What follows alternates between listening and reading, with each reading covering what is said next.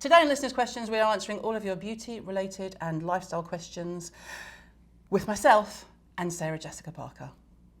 Okay, so Listeners' Questions, they're so random, which is what I love, and it's things like UK this or that, which I think you'll really love. Okay, good. So like Boots or Superdrug? Boots. See, I love a Superdrug. Well, you know what? I haven't familiarized myself. I am, from the time I was a little girl, the first time I came to London was in 1977, and I came there to work. Yeah. And so I grew up, Boots was, and this was before we had, in our country, any proliferation of a chain of drugstores. But Boots... I love Boots. Boots... And it's a one-stop kind shop. of incredible, And there was one right next to the Savoy, or three. No, there was, because we came out and we had to go into a Boots to get water and tissue and all sorts. But but you're a Superdrug. I like Superdrug because, well, with 4 kids, it was cheaper because they do like the big shower gels and the deodorants and all that sort of stuff. Got it. You just go in with a bucket and go on then. Got it. Okay, that makes sense. Selfridges or Harrods? Oh my goodness. Or any other. Did you manage to get out at all? I didn't get to shop, but I was just talking about that in the car. I didn't get to shop at all. I would probably say... See, I'm biased. I would say Liberty. I love Liberty. And the one place I did go was Oh Pioneers. Do you know Oh Pioneers? No. It's an amazing small company, dress company in Marylebone. And they use they only use Liberty fabrics. Okay. And so the 2 things that I bought were 2 skirts that they did for me. But I think I'm going to say... I saw that on your Insta. I did. Yeah. I think I would say Selfridges because I think of Harrods as a more rarefied air. I think the food at Harrods is kind of incredible. Yeah. But Selfridges is to me where people shop and you can get it all there, you know, and it's quality. Yeah. You know, so and you can just walk from department to department and books and clothes and full English or a Sunday roast. Oh no, really? Apparently, this is what the people want to know. Oh no. Well, like one of them is, it says, did you use the tube when you were there? How does it compare to the subway? I saw you visit, they're very nosy. I saw you visit a pub in Highgate. What's your favourite pub grub?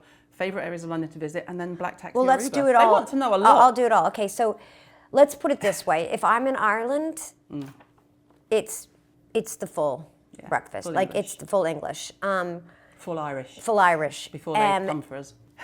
Correct. And but because we were so new to the Sunday roast culture, and I really did not, since I want to just talk about this for a second, we did not understand what that meant to people. Like it's not a joke. No. Everybody that I met, including every black cab driver I talked to, who would choose to work on Sunday, did Sunday roast on Saturday with their family, meaning their mom would come over. Like it's so real that it feels... It's part of the culture. It's incredible. And I had some unbelievable Sunday roast. There's a place on the border of Highgate called the Bull and Last. Do you know the Bull and Last? It's... They're going to love you now. Incredible. Then there's a place called Red Lion and Son, and that's up on the other edge of Highgate. That is... It's not just their Sunday roast, and the same with Bull and Last. It's all their menu is... The pub grub is good. It's beautiful. Did you have the family with you? Because they're sort of ages of school, so they came as well. How long were you there for in the end? It was months and months. We were there from January 2nd to April 14th. Wow. So we had a lot of really good roasts, and a couple of invited to families' homes, which was especially meaningful to us because it is such a special time for families. So if you're invited to a Sunday roast, it's and it was pressure for the person true doing Yorkshire pudding and beautiful. There's a place in China called Old Town 97, which is incredible. See, I feel embarrassed. And you're like in and out in 30 minutes, and the food is the best. Truly great Chinese food. food. Truly great. There's a place called the Gatehouse, which is just a very easy pub up in Highgate. We got to go to Scott's. Oh, nice. Which was really special. My husband was like, I'm not leaving London if we get to go to Scott's and have Dover sole. I fell in love with slip sole while I was in London. That is not something we have in the States at all. Do you know slip sole? No. It's just little soles. It's like 3 of them on a plate. Wow. We went to one very fancy Japanese restaurant, which was really special for us, and the River Cafe. obviously. Do you know, it's crazy because we live in West London, and we've lived near the River Cafe for 35 years. You've not been? And no, we just don't go. Oh. And every time we will go. You have to go. It's, if you need help getting in. Yeah, I'll be like, so my friend, I'll help you for sure.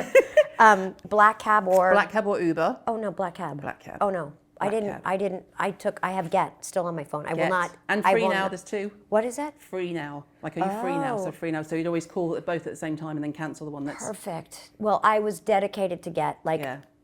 So much to the point that if a cab that wasn't black pulled up, I was like, I don't want to be in a pink cab, but I'll get in any cab. Yeah. I can't. We do have the best cabs in the world. Cannot get over your cabs. It's the best cab in the world. It is the best cab in the world. Any form of transport where you can push a pram or a buggy or pushchair into it, put the brake on and sit. It's incredible. And the room, the space, every the single knowledge. place you're going to. It's incredible. But I love your public transportation. I think it's... It is. I can't get on the metro in New York. It freaks superior. me out. I think... I can't do it. I don't know where I'm going. I know. Why is the exit different from the entrance? And how do I get on? And how do I know I'm going downtown or uptown? It's all very... I want us to do better by our New Yorkers. I really do. I think our public transportation has really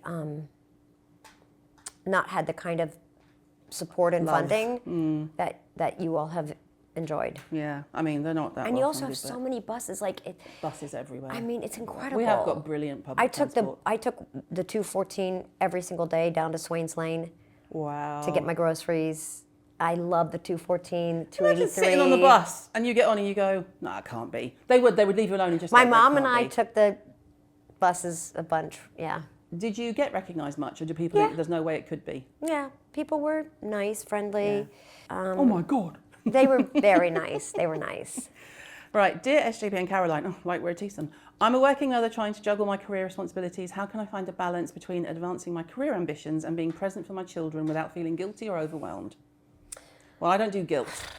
You might feel bad on occasion, but I'm providing for the family. Yeah. So, and I always said, I think the best thing my kids can see is me trying to live my best life that also helps them. Mm-hmm. But, I think didn't miss any plays or that kind of thing. I think it's hard when you don't have as much freedom to dictate not missing a play or a concert or a parent-teacher conference. I think for those of us who can say to our employers, I have to be at my parent-teacher conference, that puts you in a different position. Exactly. And I think most working mothers or most working parents don't have the liberty privilege to dictate how they're going to be a working person vis-a-vis a parent. I mean, a working person and a parent. Yeah. So I feel like it's fraudulent for me to give advice because it would suggest that I had the same hardships, and I just don't. And I would say that if you're a person that is choosing to work, meaning you don't have to necessarily, and you love the work, and you're doing something every day that keeps you alive, and meaning spirited and engaged in a world in a way that is different than being a parent, then you have to make peace with the guilt that sometimes accompanies that. And the best thing to do is just to talk to other parents. And I remember before I had 3 children, when I had 1, and I was so worried about going back to work. Yeah. And actually the director of our play, who was my friend at the time, John Benjamin Hickey, grew up in Plano, Texas, which was at the time a tiny rural community outside Dallas. And his mother was this woman named, still is alive, 97 or something, Loretta B. Hickey. And she was an educator his whole life in Plano, Texas. She worked every single solitary day of his life, singular, in that community. And he was like, my mother worked every single day, and sometimes she wasn't there when I came home, and sometimes she missed this, but he said, but I was so proud of her. And this was something he had to arrive at on his own. No one was telling him, hey, this is an unusual. So I'm a working person because for the most part I love it. And I can also, with the exception of being away in London when I missed a lot, I missed all the volleyball tournaments, which was awful. That's pretty much it. The girls didn't miss me at school. There wasn't something I missed at school. There were no parent-teacher conferences that I missed. But that was the first time I missed a chunk. But we talked to them a lot, and it wasn't that they didn't express to me, listen, this has been really hard on us. They're like, we're fine. Yeah. We're fine. Yeah, and it's also what you're used to. They know that you're there. You know, if anything goes down, it's just literally. Yeah. SGP, you are my fashion muse. What pieces are essential in your wardrobe? I don't have a very exciting wardrobe, to be honest. Honestly, I really don't. I imagine you have an archive. I have an archive, Yeah. yes. And that's But much more day-to-day exciting when than you're a mum is. I mean, these are the same jeans I've had for 7-8 years. This is from, I think, 1997. I wear a lot of gray sweatshirts and a lot of jeans. I love a jean.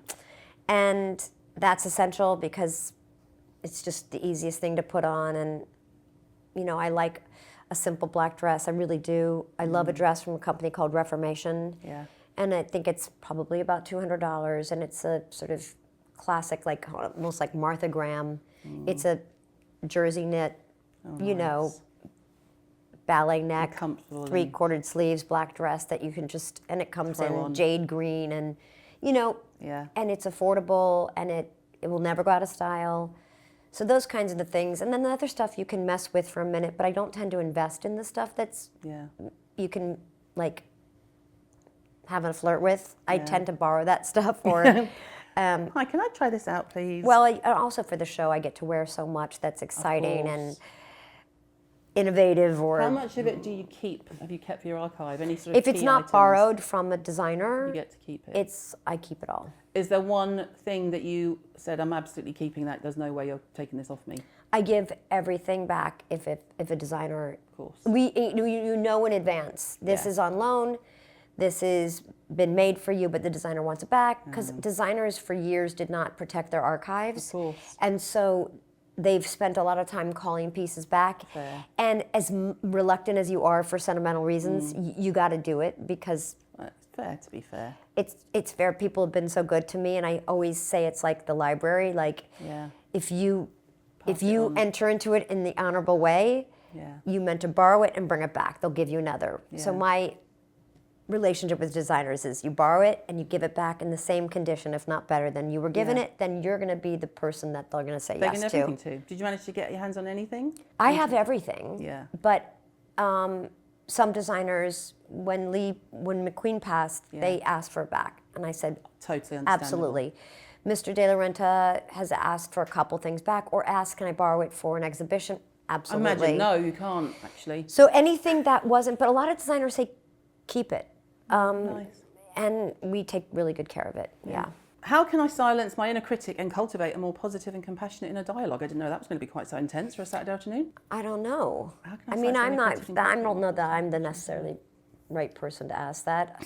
Answer that question. I mean, it's hard not to be critical of yourself or... I think it's what you allow in. For me, it's what you allow in. Are you engaging in stuff that's negative? Are you surrounded by negative people? Are you surrounded by positive people? And there's a lot of negativity. People kind of, it's like currency to be nasty and snarky and negative. And can't bear it. I mean, I see it sometimes with my daughters even. You know, kids are kind of like, meh. That's kind of their go-to. Yeah. It's like a language for them. And I'm like, really? You really? And they're like, of course I don't.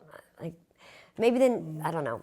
It's hard not to be critical of yourself. It's hard not to be critical of others.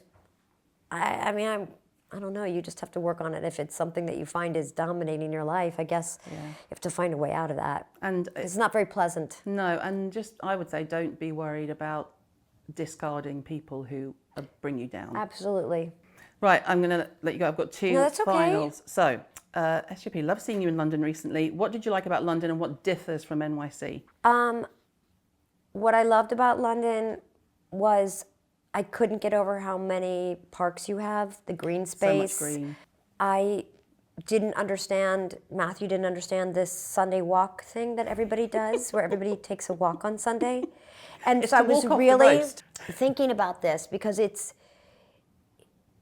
like you go to somebody's home and then they say, and then we're going to take a walk. But they actually mean a walk. They're not saying they don't a walk to the deli and then back and then you're sitting back down. They mean a proper... We're going out for a few hours. ...walk.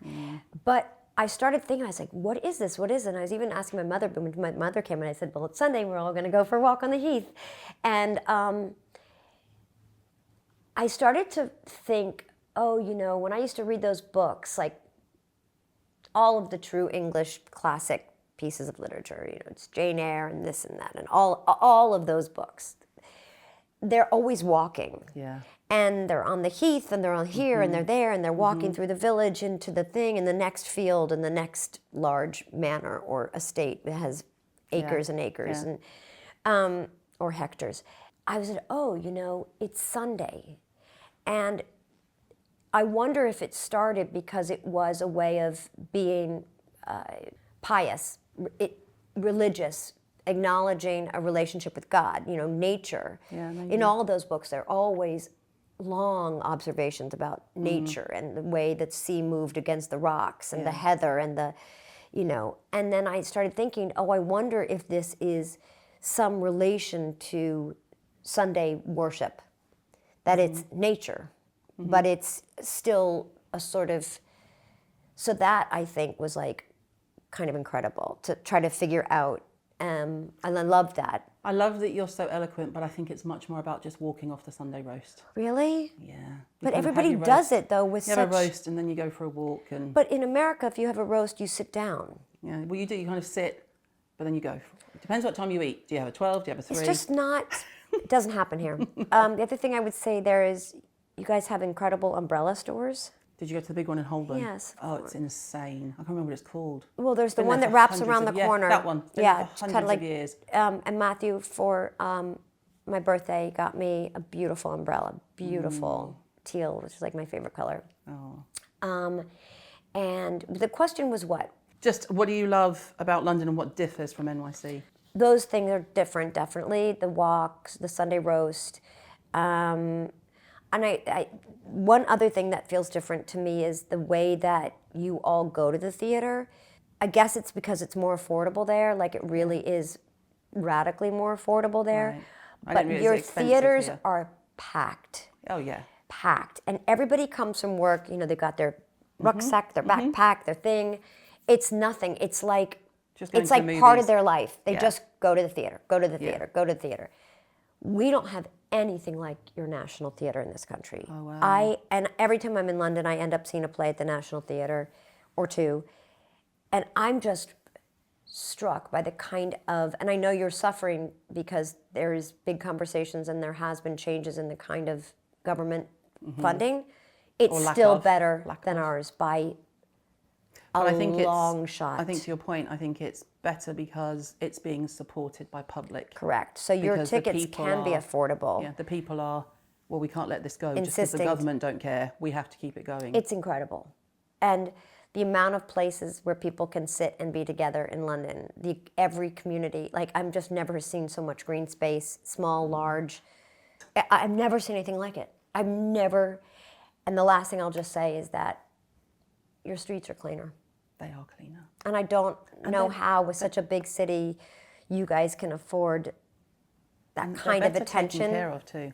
They're much better tended to. I feel like the roads here, you could break an ankle in a pothole. And I know. I just don't understand. I mean, I do understand. I know we have big budget crisis, especially in New York City. But it's just, it's a little bit, you see it, and it's a stark and I'm not criticizing our city. I'm saying I wish that we had. I don't know if it's the funding. I don't know if it's just practice and routine, and I'm not, and I don't want to be put in the position of I'm Sarah Jessica's criticizing New York City. No. But there's observations in the kind of support a city gets, a municipality gets. Yeah.